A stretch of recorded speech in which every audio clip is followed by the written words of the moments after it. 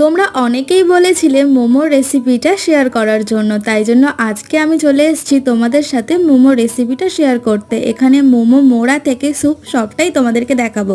এখানে আমি স্যুপের জন্য সবজিগুলো কেটে নিয়েছি, আর মোমোতে যে চিকেনটা দেবো সেটাও কিমা করে রেখে দিয়েছি। চলো ফার্স্টে তাহলে স্যুপের রেসিপিটাই তোমাদের সাথে শেয়ার করি। প্রথমে কড়াইতে একটু সাদা তেল বা বাটার দিয়ে তারপর আদা রসুন কুচি চিকেন দিয়ে ভালো করে নাড়াচাড়া করে ওর উপর থেকে ইচ্ছে মতো সবজিগুলো দিয়ে দেবো।